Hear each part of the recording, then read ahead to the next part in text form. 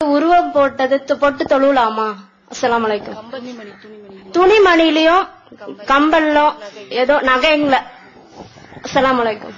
உருவ படங்கள் இதை போட்டுக்கொண்டு தொழலாமா அல்லது காதுல மயில் மாதிரி? ஏன்னா இந்த சேலைகள் பார்டர்ல பாத்தீங்கன்னா மயில் மாதிரி இருக்கும், யானை மாதிரி இருக்கும். இந்த மாதிரிலாம் என்ன செஞ்ச போட்டு இருக்கிறது உண்டு. அதே மாதிரி இதுல தோடுகள்ல நெக்லஸ்ல இந்த மாதிரி ஒரு வாத்து போட்ட மாதிரிலாம் இப்படிலாம் என்ன செஞ்சிருக்கிறாங்க போட்டுக்கிட்டு இதை போட்டுக்கிட்டு தொழுவலாமா அப்படிங்கிறதுக்கு முன்னாடி இப்படி மாதிரி உருவப்படங்கள் முதல்ல போடலாமான்னு தெரிஞ்ச அடிப்படையிலே கூடுமா கூடாதான்னு அடுத்த இதுல என்ன அதுக்கு விடை தெரிஞ்சு போயிடும். இதுக்கு ரசூல் ஸல்லல்லாஹு அலைஹி வஸல்லம் அவர்கள் உருவப்படங்கள் தொடர்பாக என்ன நிலைப்பாடை எடுத்திருக்காங்கன்னு சொன்னா, அல்லாஹ்வின் தூதர் அவர்கள் ஒரு தடவை வீட்டுக்கு உள்ளே போறாங்க. அவங்களுடைய சொந்த ஆயிஷா நாயுடைய வீட்டினுடைய திரைச்சீலை பார்த்தோம்னா உருவப்படம் போட்டதாக தொங்கிக்கிட்டு இருந்துச்சு. இப்போ போத்தவனே ரசூல் ஸல்லல்லாஹு அலைஹி வஸல்லம் திரும்பி போயிட்டாங்க கோவப்பட்டுட்டு. அப்ப அதற்கு பிறகு ஆயிஷா நாயுடைய கோபத்தை விளங்கி என்ன செஞ்சாங்கன்னு சொன்னா, அந்த உருவப்படம் உள்ள திரை சீலையை கிழித்து அப்புறம் தலையணை உரையாக போட்டுக்கிட்டு என்ன செஞ்சாங்க பயன்படுத்தினாங்க. அது தலைக்கு ஆளுகளை கண்ட மாதிரி கிழிஞ்ச மாதிரி இருந்துச்சு. அந்த மாதிரி ஒரு தலையணை உரையாக போட்டு அதை பயன்படுத்தினாங்க. அதுல ரசூல் ஸல்லல்லாஹு அலைஹி வஸல்லம் படுத்திருக்கிறாங்க. அதை பயன்படுத்த அனுமதியும் கொடுத்திருக்கிறாங்க. அப்ப ரசூல் ஸல்லல்லாஹு அலைஹி வஸல்லம் அவர்களுடைய இதுல நீங்க எடுத்து பாத்தீங்கன்னா உருவப்படங்கள் எப்பொழுது மதிப்பு மிக்கதாக முக்கியத்துவம் வாய்ந்ததாக கருதப்படுவதாக இருக்கிறதோ அந்த மாதிரி உள்ளதை அல்லாஹ்வின் தூதர் அவர்கள் தடுத்திருக்கிறாங்க. காலில் போட்டு மிதிக்கிற மாதிரி நம்ம படுத்து தூங்கணும்னா நம்முடைய வாணி எல்லாமே என்ன செய்யும், அதுல வடியும்.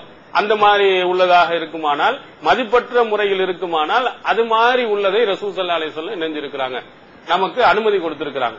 இப்போ நீங்க சேலையில் அணிந்திருப்பதும் டாலர்ல போட்டிருப்பதும் இவையெல்லாம் ஒரு முக்கியத்துவம் வாய்ந்ததாக கருதப்படுதா நீங்க வச்சிருக்க காலில் போட்டு மிதிக்கிறது இல்ல, தேய்க்கிறது கிடையாது.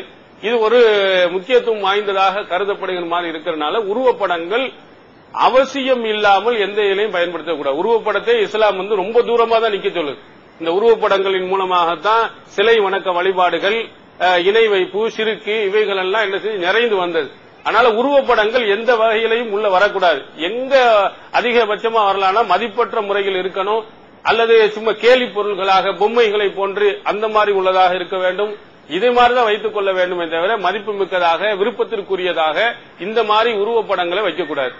அடுத்ததாக இன்னொன்றையும் ரசூல் ஸல்லல்லாஹு அலைஹி வஸல்லம் பொதுவாக என்ன செஞ்சிருக்கிறாங்க, தொழுகையில் நிற்கின்ற பொழுது நம்முடைய சிந்தனைகள் சிதறாத அடிப்படையில் நம்முடைய ஆடைகள்லாம் அமைச்சிருக்குன்னு சொன்னாங்க. அப்படி கீழே நம்ம தக்பீர் கட்டி இருக்கும்போது கீழே பார்க்கும்போது யானை இருக்கிற மாதிரி குதிரை இருக்கிற மாதிரி இருந்தா நம்முடைய சிந்தனை அங்க மாதிரி போயிடக்கூடாது. ஆனால் நம்முடைய விரிப்புகளா இருக்கட்டும் மற்ற அனைத்துமே என்ன செய்யணும், சிந்தனையை சிதறடிக்காத அடிப்படையில் இருக்கணும். ரசூல் ஸல்லல்லாஹு அலைஹி வஸல்லம் அப்படிதான் ஒரு ஆடையை இது பண்ணியிருந்தாங்க. தொழுதிட்டு இருக்கும்போது அவங்களுடைய சிந்தனை சிதறவன இந்த ஆடையை வெளியே வேற ஏதாவது கொடுத்துருங்க அப்படின்னு சொன்னாங்க. அதனால இந்த அடிப்படையில் அமையக்கூடிய ஆடைகள், அதே போன்ற உருவப்படங்கள் இவைகளை நம்ம என்ன செய்யணும், தவிர்த்து விட்டு தான் நம்ம என்ன செய்யணும், தொழுவணும். அதுல குறிப்பாக முஸ்லிம்களாக நம்ம இருக்கக்கூடிய இந்த உருவப்படத்திலிருந்து தூரமாக இருக்கணும். அந்த மாதிரி உள்ளவரையெல்லாம் தவிர்த்தே வைத்துக் கொள்ள வேண்டும்.